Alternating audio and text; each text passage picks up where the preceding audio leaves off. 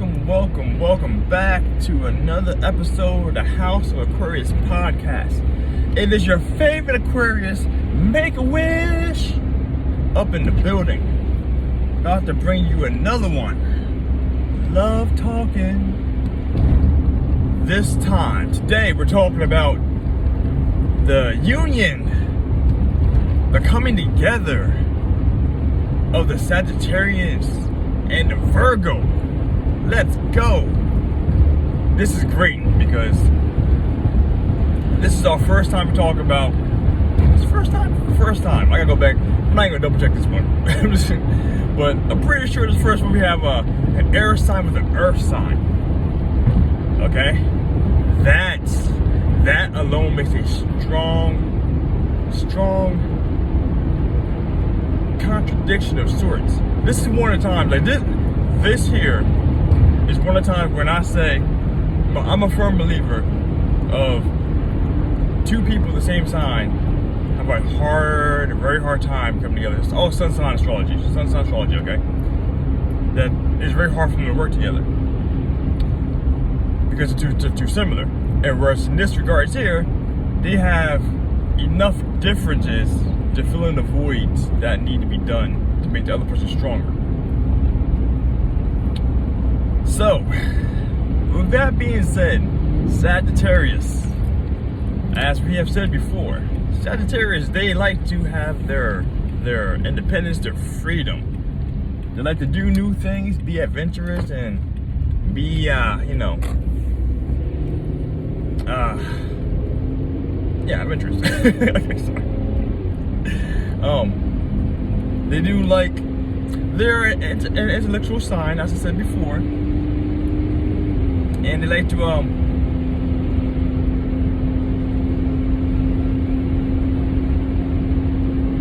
they adore the freedom. I'm sorry, that was so off right now. Virgo. Let's get to them first, because they sound a little more on Virgo first. But Virgo, they are earth sign, and then the common thing with earth signs, they all love the stability, okay? And the Virgo being the earth sign, this situation, they are the more, of the earth signs, they are the more, I want to say, intellectual minded.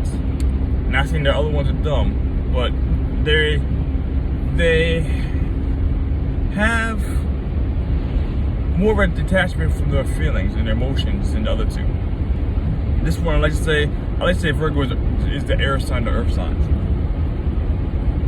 They're very methodical in their thinking. They like to analyze everything, and everything is done with a certain level of mental prowess before they go move forward with their plans, their plays, or whatever. Very organized, you know. And so those two things right there, they're kind of like contradictory, and make things interesting. I have, like, this one isn't a direct case study. I have two relationships in my mind, and I'm bringing this up. One has been together for a very, very, very long time. The other one is very, not young, but I think a year or two maybe. I forget. But I'm going to reference those as I speak. Because of the intellectual thought process that the Virgo has innately, it draws Sagittarius closer because they have great conversation. With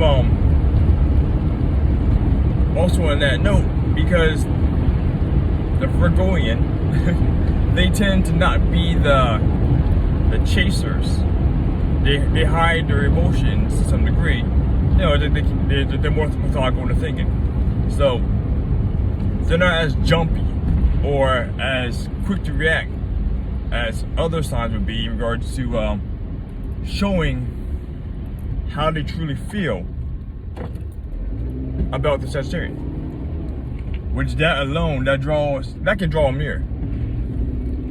Not having someone clingy with them or give the person give them that kind of space and attention. The thing about the Virgos is that even though they may or may not give you that direct lusty eyes or the easier come forward, come hither to me, eye gazing like that.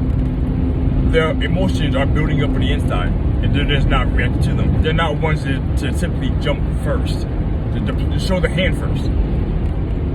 But they have a large amount of love on the inside that's ready to be given to the right person. Because the Virgos have the naturally earned moniker of being nagging. Like they're like the mothers of the zodiac. And in this regards,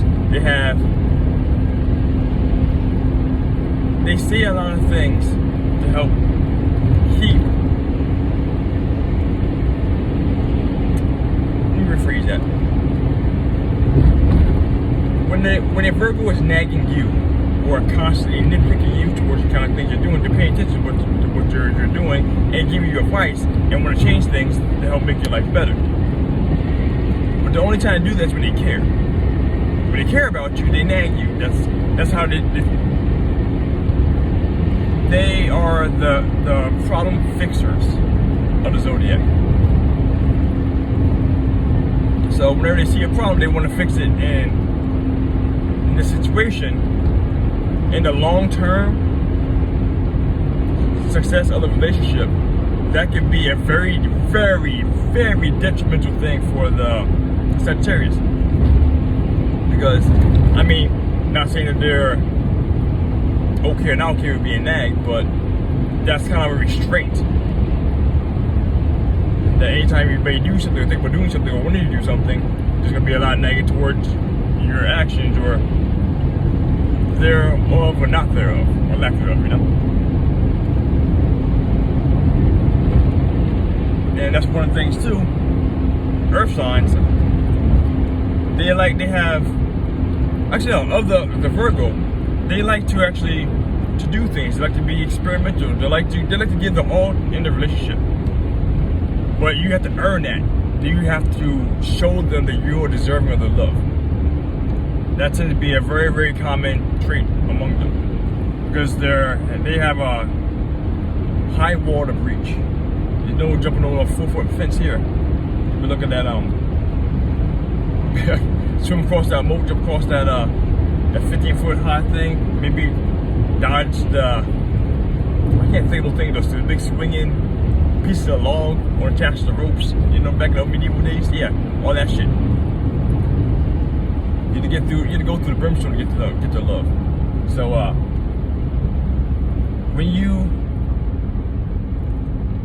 Sagittarius would be more inclined to do so in this regard because of the fact that they're not feeling that cleanness. So they're coming forward towards the Virgo.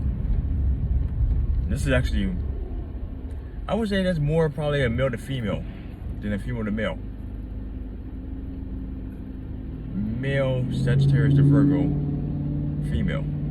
Then Virgo, male, female Sagittarius. But yeah, like I said, on paper, like those things, like that should be a big red flag, and it can be, depending on how far along they are in the situation. Because along with all the other Earth signs, Virgo loves their stability, and they both, it's funny, they both have that term aloof attached to them. And in this regard, the Virgo's aloofness is because of emotional attachment. The Sagittarius aloofness is in regards to their inability to want to stay in place. They have a slight negative about wanting to be multiple partners because of their openness and optimism and stuff. But I don't see that too often. Well, my personal experience is Sagittarius. They like to be settled down, but they like to be free. It's a common trend with Aquarius too, from what I'm noticing. But that's irrelevant. Like I said, with the right amount of contrast here, like they help strengthen the weaknesses of the other. Sagittarius, they like to focus and stay work on multiple projects at the same time. Sometimes they might just give up one and move to the next one because of attention span. Not as slow as the Aries is, but because they like new objects, they like new ideas, they like to keep moving forward. Whereas the Virgo is like the project manager. They will help keep that Sagittarius on track with accomplishing their mission. See, that's a strong contrast that actually very beneficial to both the parts. And because of Virgo's inability to be open to do new things by themselves innately, that's when the Sagittarius can help open them up, can give them more ideas, so expand horizons to say the least. And that right there is actually a very good one. A very good benefit for both parties. Like I said, when you usually think about these small intricacies, like Sagittarius tend not to be a planner. They're not as impulsive as the Aries are. Fire sign, that fire sign tree, you know, they have those. But sometimes you be grounded a little bit. That's actually the best way to put it. It's a good thing to have a Virgo help ground you in that relationship.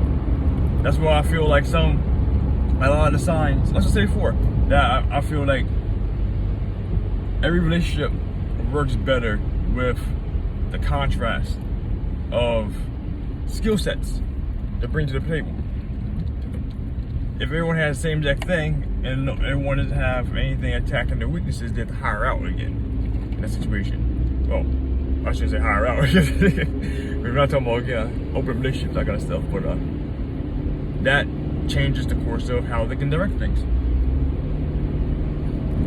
I feel like I'm missing something important, that like a contrast that matters. They both have a lot of love to give. Emotionally, Virgo hides their more, but when you get them to open their hand, it's really hard to get them off of that hand. It's really hard to get them, oh, yeah. When you get to more of the meat of the Virgo, you will see more of the love that they have to offer in the relationship. Like I said before, you have to earn that shit. It's not just giving it willy-nilly. This is males or females for the long-term relationships. Yeah, that's one thing that I would mention before. Just thinking about because the Earth sign, Virgo is more long-term relationship, LTR, and Sagittarius, they're more flighty, so they're more of a quick fling type thing. That too could be another negative towards both of them, but it's a good contrast because they help round each other out. They will have different experiences going on because of that. Like a Virgo, Earth sign tend to be good with money. It can help manage the projects better financially for the Sagittarius. Excuse me. I said in the long term relationship, it can be a lot more difficult. There's a lot more, like I said, because of the contradictions, there's going to be a lot more arguments and conflicts simply because of those differences, those key differences. And depending on the rest of the signs determines how they will wade through those treacherous waters, you know. It's really hard. This one is, it's hard for me to say. I can't really just give this a good number. Like, it seems like it should be really negative, but there seems like there could be a lot of good benefits to it. So let me just put this like a sun sign chance of survival. 52%. It's almost a coin flip. Not quite a coin flip. In the long term, the short term is great. Short term, everything's great, you know? Everything's amazing short term. When we actually fully commit to it though, long term, Yeah. So I said for that the young Virgo Sag relationship, I hope nothing but the best for them, because they could have a lot of conflict, but once you get past the honeymoon stage, there could be a lot of great benefits to them. And for the older couple, I hope the best for them, because no reason to be mad all the time if you're still going through the mad stuff, you know? Relationships are tough to deal with at times. They're great, they're loving, but at the end of the day, when the compromisation, there we go, biggest word. When you're compromising for the other person's relationship, it makes things a lot easier. So the conflict aren't as bad when there's compromisation. It takes two to tango for the long term. One person gotta change the shoes, one person gotta go get the place to order for the shoes, you know, all that good stuff. Fun times. Fun times. So in this one right here, I'm gonna call that to an end. Because I feel like I'm missing something, but the good thing about these, I will bring these again back up at some point in time in the future. And clear them up or add more things onto the relationship standpoint between these two, between every sign that I'm talking about. So I'm gonna cut this one off here.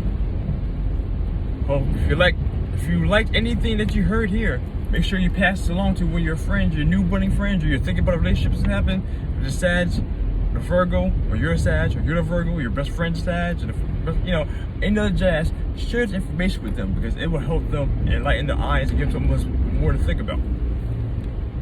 It's not a high chain, it's not a low chain. It's just right there in the middle, you know?